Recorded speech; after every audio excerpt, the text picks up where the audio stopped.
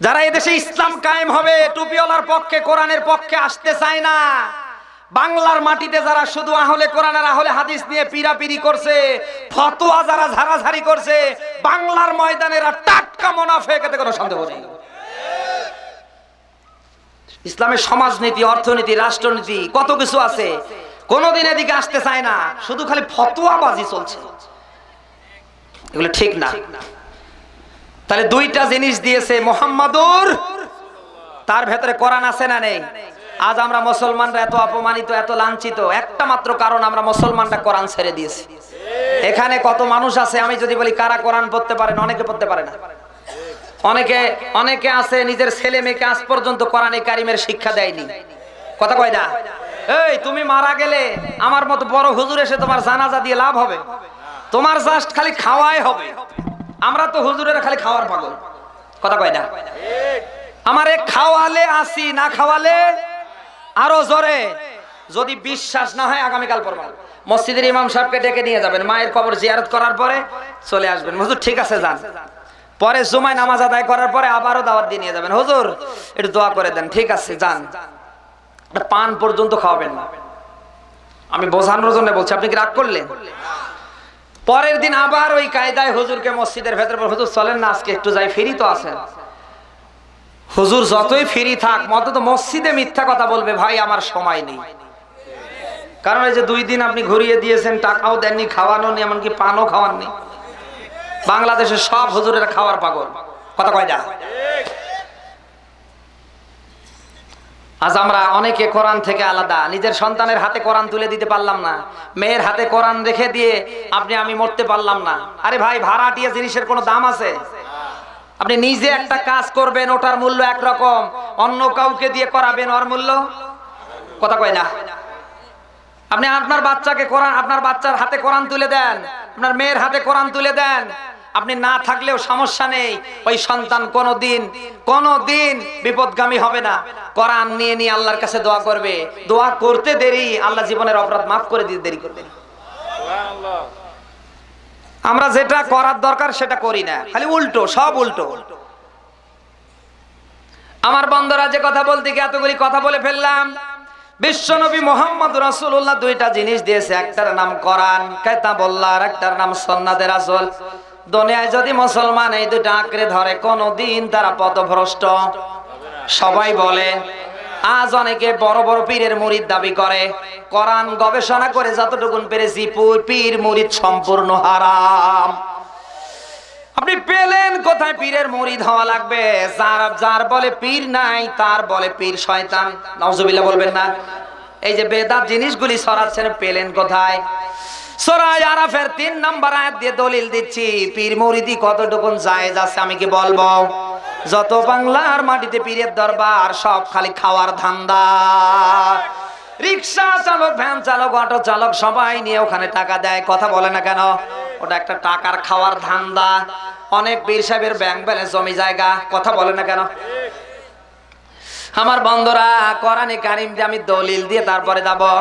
আল্লাহ পাক বলেন, ইত্তাবিউ মা উনসিলা ইলাইকুম মির রাব্বিকুম ওয়ালা তাত্তাবিউ মিন দুনিহি আউলিয়া ক্বালিলাম মা তাযাক্কারুন। এটা সূরা আরাফের 3 নম্বর আয়াত। কান খাড়া করে শোনা লাগবে, গীবত করতে পারবেন না। আল্লাহ পাক বলেন, অনুসরণ করো। কি করো? অনুসরণ। আমার রাসূলের উপরে আমি আল্লাহ যেটা নাজিল করেছি, আল্লাহর নবী মুহাম্মদ রাসূলুল্লাহর উপরে আল্লাহ যেটা দিয়েছে, নিঃসন্দেহে তার নাম কি? সবাই বলেন। আল্লাহ পাক বলেন, আমার রাসূলের উপরে আমি যে কোরআনে কারীম দিয়েছি, একে তোমরা অনুসরণ করো, একে ফলো করো। ওয়ালা তাত্তাবিউ মিন দুনিহি আউলিয়া, দুনিয়ার কোন ওলি আউলিয়ার অনুসরণ এতাত করো না। কথাকার এখানে আলেম নাই? আলেম নাই? কথা ঠিক আছে না? তাই আপনাকে অনুসরণ করা লাগবে, ওটা নিয়ে আপনার জীবনটা সাকসেস করা লাগবে, সফল করা লাগবে। তার নাম কোরআন, তার নাম ইসলাম। কথা বলে না কেন? আজ যারা কোরআন বাদ দিয়ে ইসলাম বাদ দিয়ে এগুলির থেকে মাইনাস হয়ে যারা বাবা নিয়ে বসে আছে, বাবা কিয়ামতে জাহাজ নিয়ে বের হবে আর লাভ দিয়ে সরে জান্নাতে যাব, খোদার কসম বাবারে কি হবে ওই দিন বাবাই দিশা পাবে না। ওই সমস্ত বাবা দাবা বাদ দিয়ে নিজের কিনতে থাকে। এটা কি মুমিন মুসলমান? এটা মুনাফিক। বাংলার মাটিতে আমরা মুসলমানেরা যদি মুনাফিকি না করতাম, দাড়ি নিয়ে টুপি নিয়ে অনেক মসজিদের ইমাম পর্যন্ত মুনাফিকি করে, মসজিদে হক কথা বলতে চায় না। আচ্ছা, বাংলার মাটিতে আমরা যদি মুনাফিকি না করতাম, খোদার কসম বাংলার মাটিতে একটা আলেমের নামে কেউ মামলা দেওয়ার সাহস পেত না। তোমার ওই দাড়ি, তোমার ওই টুপি, তোমার ওই জুব্বা, তোমার ওই চরিত্র, তোমার ওই আদর্শ যদি ওই আব্দুল্লাহ ইবনে উবাইর মতো হয়, দুনিয়ায় যা করছো সব থেকে আল্লাহ মাইনাস করে তোমাকে জাহান্নামের নিম্নতম স্তরে দেবে। আজ বাংলার মাটিতে আমরা হুজুররা যদি ভালো হতাম, আমার তো মনে হয় বাংলার মাটিটা মদিনার পরে নতুন একটা মদিনা হয়ে যেত। কিন্তু এদেশের হুজুররা তো ভালো না, এক হুজুরের সাথে আর এক হুজুরের মিল নেই। এক বেটে সাধারণ মানুষ 8-10 জন ঘুমাতে পারবে, আর এই সভাপতি আর আমাকে 2 হুজুরকে দেবেন, গুতাগুতি করতে ফজর শেষ। এক এক হুজুরের ফতোয়ার সাথে আর এক হুজুরের ফতোয়ার, ফরজ ওয়াজিব সুন্নাতে 3টার কোনো একটা নিয়ে যদি হতো তাও হতো, শুধুমাত্র মুস্তাহাব নফল। আপনি কেন এটা করেন? আজ বাংলার মাটিতে সব হুজুররা কোরআনে কারিমের সূরা কসাস 28 নম্বর সূরা 20 নম্বর পারা 15 নম্বর পৃষ্ঠার 85 নম্বর আয়াতটা যদি ফলো করতো, আল্লাহ দিয়েছেন ইন্নাল্লাযী ফারাদা আলাইকাল কোরআন, আল্লাহ বলেন কোরআন আমি দিয়েছি, এর বিধান মানা আমি আল্লাহ ফরজ করে দিয়েছি। কোরআনের বিধান মানা কি? জোরে বলা লাগবে। এই ফরজ জিনিসটা আজ আমরা প্রত্যেক হুজুর যদি নিজের ব্যক্তি জীবন থেকে রাষ্ট্র জীবন পর্যন্ত লালন করার জন্য মাঠে ময়দানে নামতাম, মসজিদ থেকে নিয়ে প্রত্যেক জায়গায় আমরা কোরআনের বিধান বাস্তবায়ন করার পক্ষে কথা বলতাম, কাজ করতাম, বাংলার মাটিতে আল্লাহর দ্বীন প্রতিষ্ঠা হবে, কারো বাবার কারো বেটির ক্ষমতা থাকতো না। কিন্তু হুজুররাই তো জেলাপির মতো, কথা কয় না। অনেক এদেশে হুজুর আছে, এই আমার একটু আদা পানি খাওয়ান তো। বাংলাদেশে অনেক হুজুর আছে খালি দাওয়াত খাওয়ার ধান্দায় থাকে, না নেই? সুদারু দাওয়াত দিলে ওখানেও যায়, মদারু গাজারু দাওয়াত দিলে মসজিদে এক ওয়াক্ত 365 দিনের একদিনও আসে না, ওই দাওয়াত দিলে ওরও বাড়িতে যায়, কথা কয় না। আচ্ছা, এই হুজুর গুলা যদি আঙ্গুলের মতো সোজা হতো, হুজুর যদি ওই জায়গা থেকে বলতো ওই দাড়ি নিয়ে টুপি নিয়ে জমজমাট সুদের ব্যবসা করিস আর আমার দাওয়াত দিতে আসিস না, তোর দোয়া তুই কর। যারা ইসলামের বিরুদ্ধে, কোরআনের বিরুদ্ধে, টুপিওয়ালার বিরুদ্ধে, যারা নামাজ মুসলমান দাবি করে নামাজ আদায় করে না, অন্তত আমরা হুজুররা যদি সোজা হতাম আঙ্গুলের মতো, যারা ইসলামের বিরুদ্ধে, কোরআনের বিরুদ্ধে, ইসলাম থেকে, কোরআন থেকে, আল্লাহর বিধান থেকে যারা বাহিরে, ওদের জন্য দোয়া কালাম কোনটাই হবে না, হবে না, হবে না। কি এই সমস্ত মানুষ সোজা হয়ে যেত না? কিন্তু হচ্ছে না কার কারণে? আপনার কারণে, রিক্সা চালকের কারণে, ভ্যান চালকের কারণে। ঠিক হচ্ছে না কেন? এত শরবত হয়ে গেছে ভাই। হচ্ছে না কেন? আমার মতো টুপিওয়ালার কারণে। কথা বলেন। এই জন্য যারা দায়িত্বশীল টুপিওয়ালা আপনি এসেছেন, আপনি কোন দল করেন ওটা আমার দেখার বিষয় নেই। সঠিক কথা, হক কথা যদি আপনি বলতে পারেন ইমামতি করেন, আর যদি বলেন না ওটা আমার দরকার নেই, ওখান থেকে আলাদা হয়ে পানের দোকান করে খান। এই কথা বলে না কেন? এটা আলেম হিসাবে আমার দাবি। কারণ আপনার কারণে, আপনার জন্যে হাজার হাজার মানুষ ইসলাম থেকে আলাদা হয়ে ইসলামের বিরুদ্ধে, টুপিওয়ালার বিরুদ্ধে অবস্থান নেবে। তারা মনে করবে ইসলাম মনে হয় এইরকমই, ঠিক না? মুনাফিকে আমাদের ছেড়ে দেওয়া লাগবে। কোরআনে কারিম তো আজ বাংলাদেশের হুজুররা পড়তে চায় না, গল্প কিসসা কাহিনী দিয়ে মসজিদে সময় পার করে। কোরআনে কারিম নিয়ে গবেষণা করো, আমার মতো কোট করে করে কথা বলো। যারা আল্লাহর জন্য, তার রাসূলের জন্য ইসলামের সঠিক কথা, কোরআনের কথা মানবতার কল্যাণে ব্যবহার করতে পারবে না, বের করে না, কিয়ামত পর্যন্ত শয়তানের নামাজ হচ্ছে না, ওর পেছনে যারা আছে ওদের নামাজ হবে না, হবে না, হবে না। কারণ মসজিদে দায়িত্ব পালন করছে তো আল্লাহর দিকে তাকিয়ে না, পেট আর সভাপতি সেক্রেটারি দলীয় নেতা কর্মীর ভয়ে। এই রাজশাহীতে তো নেই। ও শয়তানকে আগামীকাল জুতো মেরে বের করে দেবেন।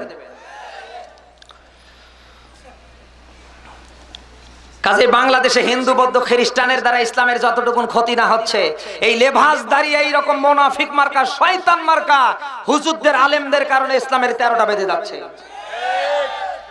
আমি দলিল দিয়ে যাব ওদের পেছনে, এতদিন নামাজ হয়নি, সামনেও নামাজ। আরো জোরে।